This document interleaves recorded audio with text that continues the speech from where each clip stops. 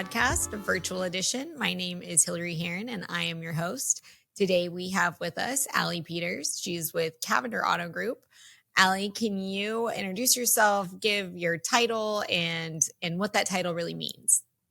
Yeah, absolutely. Thank you for having me. Thank you for Allie being Peters, Vice President of Service with Cavender Auto Group. We have 8 stores, and so I get to work with all 8 service departments. 8 rooftops or 8 brands? 8 rooftops. Amazing. How many technicians does that give you to oversee? A lot. Jeez. And we're not even done. We've got a lot more to grow. So our larger stores have 30, 35 each. And then our smallest store has 9. Wow. I mean, 9 still, that's still a pretty good volume. Mm-hmm. So to give people who are maybe not super in tune with the automotive industry, can you give them a little bit of an idea of what essentially a service department is? Yes, I'd love to. So basically, when your car is broken or you want to prevent it from breaking, you come and see us. Hopefully the latter. Hopefully you're preventing it from breaking. Yes. Please tell your friends. It's like taking vitamins. Get your oil changed. 100%. And so we have service advisors, which are going to be the customer facing when you come in and say hi, find out what you need. And then we have technicians in the back who are going to take care of it. Amazing. How did you get into the automotive industry? It was an accident. So I graduated from college as we were coming out of the recession. Mm-hmm. And so I was doing an internship in hospitality. I was at a hotel, and my cousin called me while she was doing an internship in the auto business. Okay. And told me I should apply. I'd stay busy and talk to lots of people. That's all I needed. That's amazing. How'd you get into the service side? I preface this by saying, typically in the automotive industry, specifically when we're talking about the service side, it's pretty rare that you hear of women. It's becoming more common, and I think it's a great place for them. However, it's an uphill battle. So how did you get into the what we call in the industry, in the lingo, the back end? Yes. I walked into the recruiter's office and she said, "Do you want sales or service?" And I said, "I don't know anything about either." And she said, "Do you want to talk to a lot of people and stay busy every day? Or do you want to talk to a few people and maybe have some downtime?" And I said the first, and she said service. Awesome. And your path has led you to a couple different dealerships with a handful of different manufacturers. Mm-hmm. Give us a little idea about what that's looked like for you, that journey.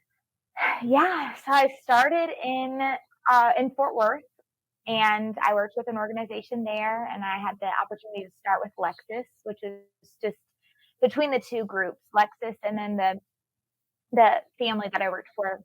They set us up for success. Mm-hmm. Hospitality, taking care of customers, incredible training. And so really grateful that it was my first chapter. And then I moved to San Antonio and changed groups and got to go and work at BMW. And that was also a learning opportunity, a journey, very different than Lexus. But I took what I had learned and brought that here. Within that group, I did a few other brands for a short period of time, and then came back to BMW. And then now, for the last almost 3 years, I've been with this family and worked with Jaguar Land Rover, and then now work with Chevy, Cadillac, Buick, GMC, Nissan, Ford, Jaguar Land Rover. Okay. That's my story. That's pretty incredible. And when you think about for me, when I think about the different brands, you think about each one has its own kind of technical aspects. And not only do they have their own technical aspects, they have their own, each manufacturer has their own kind of culture within their company, plus the culture within your company. How do you manage all of those things while still managing to like inspire and lead so many people? I love that question. So I would say I probably start with the inspiring leading. I truly believe, because of my journey, that a brand is a brand. And I know that people who have worked for certain brands, they bleed certain colors and are just very brand loyal. And I really appreciate that and respect that, because I have a ton of people on my team that are that way. But for me, I believe that the process is the same. We take care of customers, and then the brand slides in behind that. And so that's really how I operate. And like, you prioritize the customer experience. And yes, absolutely. And I feel like in my role, I am responsible for putting the right people into leadership at each store. And those people are responsible for being the experts in the brand. And so I'm going to cover the process. I'm going to cover the structure, the Cavender way, taking care of our associates and our customers. And then I'm going to defer to our manufacturer reps to help us with what areas we need to focus on, and then the leadership at my stores to become brand ambassadors. Just in what you just said, first of all, let me just back it up a second again. Since the second I met Allie, I was so freaking impressed. She just blew me out of the water, and I was like, I have to know her. We sat next to each other at a dinner many years ago, and I was like, I have to know her. We have to be friends. I'm going to hunt her down. And it took me a little while to find her, but I did. And it has been, downhill for her ever since. Sorry. But no, I love it. The way that you approach your job has always been inspiring to me. And with what you just said, you're very clear on your role and how you want to approach it. Have you always been that way, or is that something that it's taking you time to work through to get there? I know a lot of us struggle with it. So it's just, I think it's amazing. So I want you to tell us how you got there. Thank you. So I would say, oh gosh, probably both, because I think for me, I've always been the people person. So even when I was an advisor, to this day, I'm not a car person. And I'm not ashamed to say that. Yeah. Tomorrow it could be refrigerators, and I'd still like it as much. Yeah. But for me, it has always been about the experience, the hospitality side, the story that customer is going to go away from the experience with. So that part I don't believe has ever changed. Now, the evolution of Allie, we talk about a lot in my life right now. There's old Allie and there's new Allie, and she's coming out and figuring out. And so I think for that's where that clarity has started to come from, and that I'm not going to be derailed in how I want to lead teams based on what a manufacturer says or someone from the outside says. That I'm firm and solid in. And now I'm even more bold and leaning into it. I absolutely love that. Especially because, sorry, manufacturers that might be listening to this, there's often a sense that they feel the need to like overreach or tell you how to do your job, or oh, it should be done this way. But the reality is they aren't necessarily in the store. They're not experiencing that direct customer pain that you're experiencing. Right. Especially on the service side, you become like a shock absorber. So how do you deal with that? I know that's got to be draining.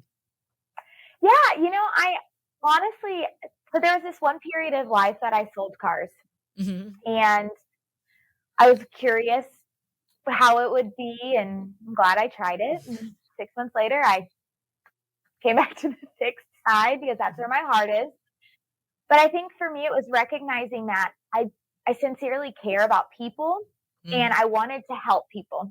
Now, you are the director of service for the whole group, correct? I am, yes. That's pretty phenomenal. Thank you. Thank you. How are men, and I'm not necessarily within that company, but in the industry overall, how do they respond to you? And I ask because you're female, you're a little bit younger, and you are clear and kind, which is not something that people are very used to. Thank you. I'm going to take that. Clear and kind. I really like that. So I would say that the majority of the men I meet now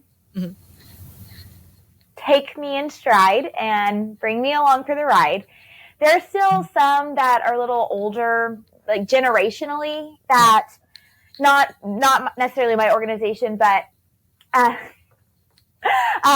people around us. I think they get surprised sometimes when I introduce myself with my title or with my responsibility. But then very quickly I'm able to show the results of our team and the work our team has put in. And I feel like the work speaks for itself.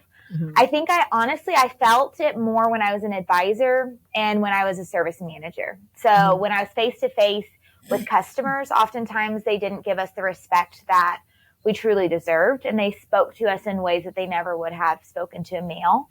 Yes. But as I think with time, we're getting better and our industry is becoming a little more evolved. Mm-hmm. And then I think I don't really, yeah, we're still a little bit behind the rest of the world, but I'll take it for what it is. But yeah, I don't really run into it as often anymore. And I appreciated that clear and kind comment, because I feel like even when I do run into a scenario that I find a difficult man, that I am able to quickly respond in a way that makes them turn around and go, okay, nope, we're good. Let's just move forward together. Right. Like it's professional. It's mm-hmm. a point. Mm-hmm. Not a lot of fluff. I mean, I find myself with the exclamation points. Do you ever end up there? You're like 65 exclamation points later and you're like, oh, I have to edit this email now. So yes. And I may not ever edit them, because as you can see, 65 exclamation points would just be representative of me normally talking. So, but I do have a quick fun story. So I am the vice president of service, and then I have a partner who's the vice president of parts. Okay. He's a little bit older than I am. Technically, he could be my dad, so we joke about that. But he is a pretty straight to the point guy, and parts. And we've been partners for a year now. And now I see these emails every now and then come out, and it'll say let's go with an exclamation point or two. And it's from him to the team. And so it's just so much fun, because I feel like I'm rubbing off on the excitement. And for reference, for those of you who may not know, parts is a different world. Mm-hmm. I love all our parts people, but it's a very black and white, very structured, it's very specific. So to get those exclamation points out of somebody, that's impressive.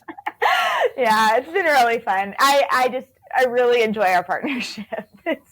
We are officially now known as Yin and Yang. Oh, and they will call us that. We'll call each other that when I'm coming in a little bit behind him. He'll say, "Good morning, Yang," or our COO will yell down the hall, "Yang, are you there?" Like, how did this happen? But it's been fun.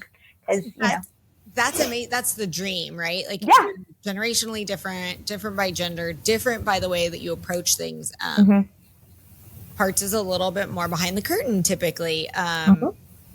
And service is a little more upfront, which, then you have sales. It's in a whole nother top of the mountain kind of deal.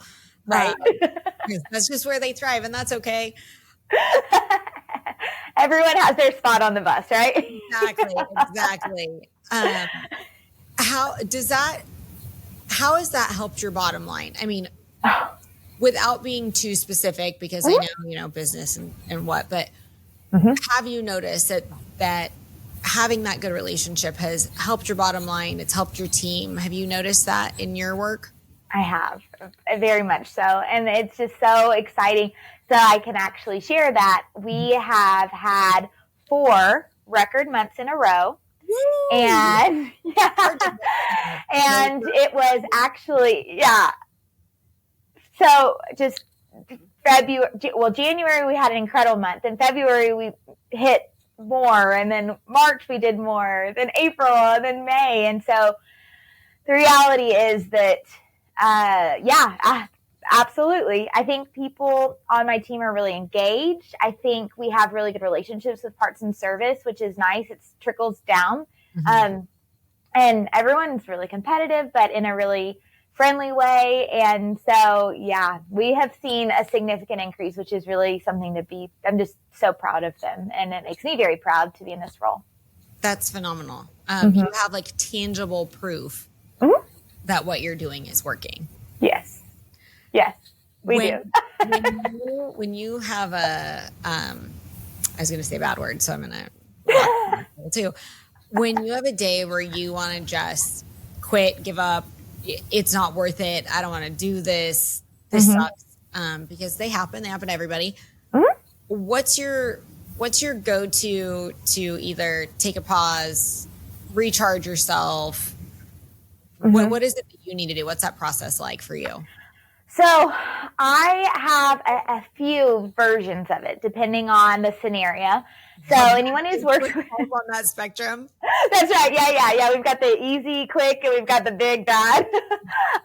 When I just had so many things in there, just all the different examples. But for me, it can be as simple as just having a quick moment with my partner and venting the feelings.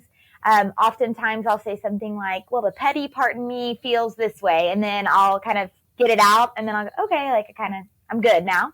So that's a simple one.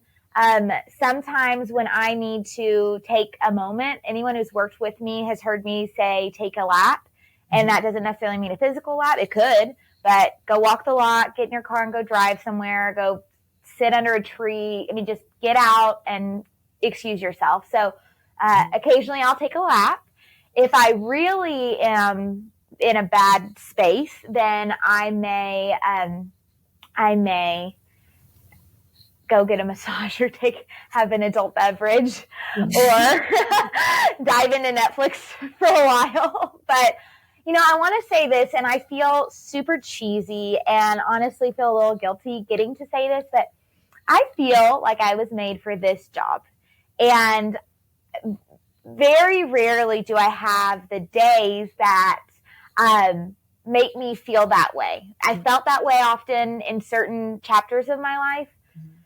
But even this, like we were talking about, this is what we signed up for, and the work that we put in to make sure that we have the right leadership on the teams. I have so many empowered people who have taken extreme ownership. So they normally handle a lot of the bad stuff before I have to get involved, which is awesome. And then we get to talk about the big picture. And I do have to deal with some of the really harder conversations and tougher scenarios, but going back to that old Allie, new Allie, it's I'm leaning into those, and it just is now becoming part of the day. And sometimes what 5 years ago I couldn't have even imagined going on, I get through in an hour or two of taking a lap and move on to the next. The Cavenders are lucky to have you. Thank you for this. And is there more expansion coming for you? I hope so. Yeah, we just had a conversation. I'm extremely grateful to work for this family. I feel like I can be authentically myself. I don't have to put on a professional mask. I mean, I can be professional, but I can be me too while being professional, right? That's the cool thing, is that I feel completely accepted without having to try to be put in a box, which is very nice. And then with that being said, we have, I'm relatively young, and I have a long and hopefully time in this career left. So, ultimately right now I'm vice president of service. So over time, I'd love to take on more responsibilities in the fixed ops side, take on some more things in the parts world, collision world, kind of have that full fixed ops, pie. And then ultimately down the road, we look to, we're not done at 8 stores. Don't know when that'll happen or what that looks like, but we have a growth mindset. And so then I can grow on both sides, more stores, more people, and then ultimately more responsibilities. As you're growing, or even as you've grown through the positions, as you've taken on more leadership roles where you have more employment decision influence, are you actively recruiting women, or is it a take it as it comes, or you're actively recruiting? How do you approach that? Yeah, so I would say I honestly, and this is kind of sounds, I feel like I'm going to take it as it comes. I really believe in putting the right person in the right spot. And I love women in this industry. But also I don't necessarily want to go seek someone out that might not be the right fit if I have a male counterpart. So that is part of what we look for. I mean, we all know, and maybe the people listening don't know yet, but women excel in this industry. And so if you find the right kind of lady, she's going to be the best for your team. Percent. Right. But with that being said, what's that? If you get the right person in the right spot, like you've been talking Absolutely. about putting leaders or people where they're best, most effective and happy with their own performance. If you get a woman in the right spot, so right? Unstoppable. And so I would say one thing that I am extremely proud of is, so I will have been in this role for a year next month, which is wild. Woo. Right. Don't, like we were just talking about this. But when I joined, or when I moved into this role, I had the opportunity to promote my lane manager into the director spot at JLR. So at the time it was me and it was her. And that was it on our leadership team on the service side. Now we have a service lane manager in Rockwall that is a female that we were able to promote up. We have a lane manager at Cadillac who is a female that we were able to promote up. Amazing. And then Phelan and myself. So slowly but surely we're making our way up the ranks and getting to be in some influential positions, which is really exciting. It changes the dynamic in a room. We all have different perspectives. It changes the dynamic in a room. And as you and I know, because we're in it and we go to industry events and things and we get these statistics, the women in the household, sorry if you don't like the statistic, they're making the majority of the financial decisions. And whether that's a new purchase or that's an investment in your current car, we're also making a lot of the coordination decisions about how we get our cars in for service, how we get our families moved around, where safety takes a priority. Do you get an opportunity to focus on marketing efforts for that also? So I would have the opportunity. I am still a marketing novice. So for me, I'm definitely open to being a part of and exploring, but I have such an incredible marketing team that really does focus on that, which helps us tremendously. But yeah, I still feel like I'm in marketing 101. I tell them, like, all I need are the cars. We'll take care of them when they get here. I just don't know how to get them here. Right. You get them here. I'll figure the rest out. That's right. Throw the pitch. I'll hit it. Exactly. That goes exactly back to what you're saying, is like knowing your strengths and putting the right people in the right places. And I think we're in like a societal transition where that is more of a thing. It's less go punch the time clock or everybody hates their job or whatever it is. Do you have a great deal of turnover? Not really, which is a really incredible place to be. And I was just on the phone with my with my recruiter, the head of my recruiting team last night. And he said, I talked to all of your managers today just to check in, and they're all at 100% of staffing. I know. Wow. Yay, go us. It's not what we're hearing in the media. Right. So I think it's incredible to, to call out those facts and to put those kind of feathers in your cap. Like we're doing a pretty decent job. And if we're at 100% like that, we have to have a good enough reputation that enough people want to come. Yeah. Work. Yeah. And I pride myself in that.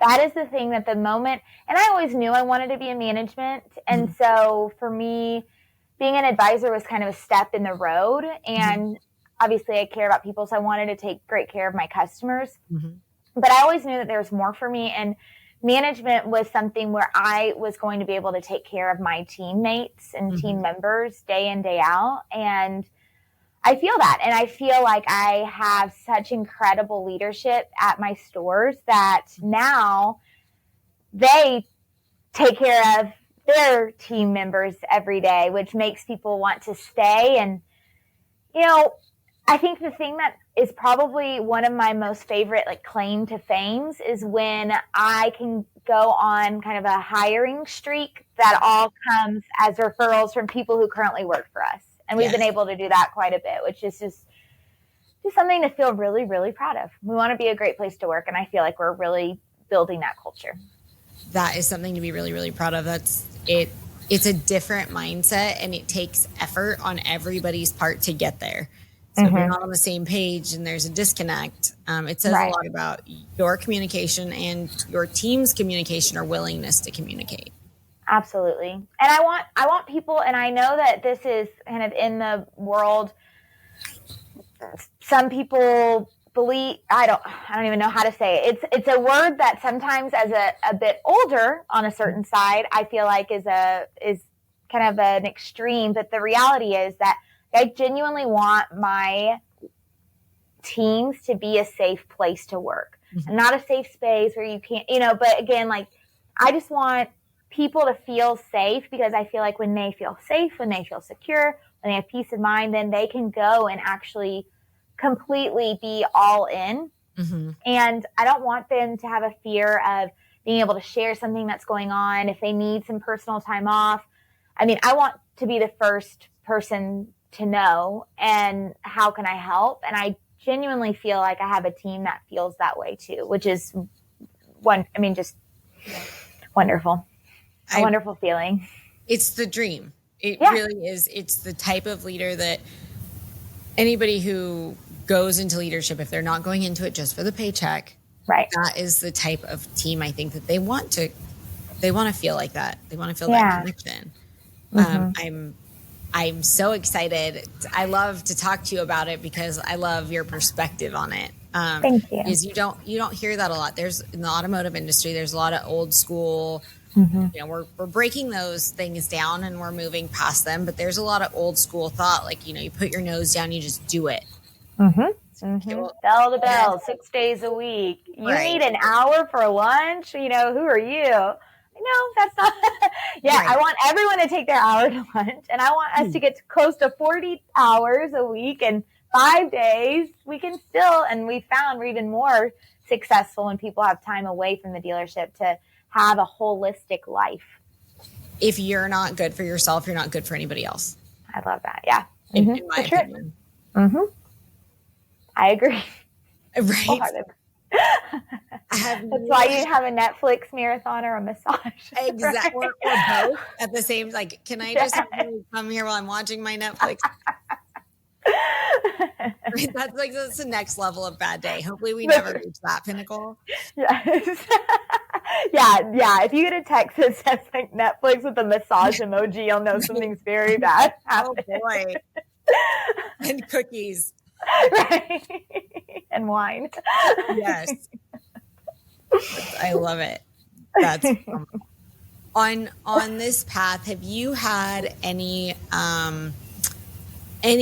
mentors that have really pivotally, I think that's a word, changed the way that you view your job, or have really made like a serious impact along the way? Honestly, I have a ton, which again, I feel like sometimes my husband jokes that I'm a purple unicorn, which makes me laugh because there's not a lot of us out there. Right. But I get it now. Right. Yeah. You don't see them out in the wild. But I joke in that sense of, I feel grateful and almost a little guilty that I get to say I love my job. I feel cheesy, but again, grateful that I feel like I was made for this. I don't really have bad days anymore because I feel like I'm doing what I love. And then when I think about mentors along the way, I've had so many incredible people pour into me and tell me that I can do it. Now, I've had a lot of naysayers on the way too, and those are actually probably fuel me a little bit more. But as I continue to grow, having that mentorship, and there are people in my life that I met. I mean, the service manager who hired me out of college, he and I still talk. There are people along this entire journey that may be very involved for a chapter, and then time goes away, but they're still a phone call away. And so, yeah, I have so many in my head right now I'm thinking of that you're in that, like you were a part of my chapter in my trip. Seriously, I think about it. I think about, hey, I'm thinking about going to Jaguar Land Rover. Can you tell me about it? Like, yeah. And then just being a part, hey, I'm a little unhappy. I'm a lot unhappy. How do we navigate this? And hey, it was worth sticking it out because here we are now. You know, the dream is on the other side. Right. It's right for that tough conversation. Yes. And you were there for that with me, so it's, but yeah, I'm really, really grateful. I've had so many people in my life just support me and encourage me and give me the tough love. And I think over time, my skin has gotten thicker, but I don't think that that's a bad thing. I had someone really close to me said that they felt like I lacked empathy and that I had clinical responses to their emotional feeling. I mean, that's the same word, but, and I sat and I thought, okay, well, I don't think that that's true, that I lack empathy. I actually genuinely care, but also I'm not taking on other people's feelings anymore. I can feel them, I can hear them, I can understand them, but I'm compartmentalized because they're not yours. They're not mine. And that might feel like a lack of empathy, and that is sad, but that's their journey, not my journey. So 100%. Boundaries are super important. They are super important. And the only people who have problems with boundaries are people who were intending on crossing them. Yep. Old Allie was not very comfortable with boundaries. New Allie is all around. Right. Which again, and I think that's the thing is, I think that the people who've been in my life who are willing to tell me something that is uncomfortable are the ones that I look back on and go, oh my gosh, that was a pivotal change in my life. And the people who don't want to say anything, don't want to provide any feedback, but then get frustrated by an action or a lack of action, I can't grow if I don't know. And I'm at a place where I want all the feedback that I can get, and then I get to choose to accept it or reject it and make my decisions based on that. But yeah, it's I guess mentors. I was like, I don't even know how we got here. But yes, my skin is getting much thicker, and I truly appreciate honesty. And we talk a lot about it here is clarity. And like you said, kindness. And are you mentoring? Do you take on industry mentors? Is it mostly within your group? How do you approach that? Because you feel like a pay it forward kind of person to me. So if somebody helped you, it feels like you want to pass that on. Absolutely. So I don't have any kids and I share that because not all, but most of my service managers have now dubbed my name as mom, like mom's here, or they'll, Mama Allie, and I say that because I feel like every single one of my managers is like a kid, in the sense of I love them, I care about them, they drive me crazy sometimes, but I'm also going to be there to help them through life. And I have such great team members. So I would say, as far as mentorship goes, I don't necessarily have anyone that's like a specific I'm your mentor in that by title, but I do believe that there are tons of people on my team that I have the opportunity to teach, and that's probably one of my passions is teaching and showing, and that coaching aspect, being that like friendly hand on your back. And hey, I know you've already hit a record and you've already gotten past your goal, but I know you have another lap in you. Let's go. And so I would say my entire team in some capacity. And then I am on the advisory council for the high school, but I don't have any specific like mentorship with high schoolers necessarily. I'm just a part of how do we help bring them into our industry and prepare them for the working world. I think that's phenomenal because it is a mentorship of sorts. And oftentimes we don't know our mentors until we're looking back. And then we're like, oh, that was a mentor moment. That was a peer mentor. That was a real mentor. That was a... Right. Yes. I have, so the young lady that I told you was my lane manager at JLR and is now running the department. Every now and then we're either in front of each other or on the phone, and she'll say something along the lines of, oh my gosh, this is what happened. And when I said this, I stopped and said, that was Allie, like coming out of my mouth. Like that. And again, that mom idea, like, you sound like your mother. Oh, well, hopefully it's good stuff. Right. Only take the good, leave the bad. But also our greatest accomplishment. So yeah, I get a lot of joy from what I do, and I'm really, really grateful for it. That is phenomenal. I am so grateful for you spending some time with us today and giving us your insight. What piece of advice I have two pieces of advice. What would you leave for our listeners today? And what would you leave for a woman looking to get more involved in the automotive industry? Okay. So I would say for the listeners, and this is something that is I have some mantras or Allieisms that are in the forefront of my mind, but I would say do it scared. Mm-hmm. So whatever it is, I think fear holds us back from doing so many incredible things. And when given an opportunity, I think just do it scared. You may not feel ready. You may not be prepared. But if you don't take that jump, you'll never know. And there are so many people around you that want your success. So when you do it scared, there are going to be people there to catch you. So that would be for the listeners. Amen. And then I think for the women is very similar to that, is to dive head first, just again, being authentically yourself, unapologetic for who you are and what you bring, because the perspective you bring and the experience you're going to bring to that team is going to be so different than anyone who's currently there. And you're going to be extremely successful in life if you just dive on in. Amazing advice. Thanks. Do it scared is one of mine also. It's one of mine. Yeah. It's like a pending tattoo. Right. Yes. I had a situation probably a month ago, and I was wrestling for a few days if I was going to go to this event. And I went back and forth, and I went through all the pros and all the cons, and would I regret it? Should I go? All of that. And then the night before, I was talking with a friend, and I said, well, I tell everyone around me to do it scared, so I have to take my own advice. And I went, and I'm glad I went. So amazing. I love it. Thank you so much for your time. Thank you for being here. Thank you for your insight. I look forward to doing this again.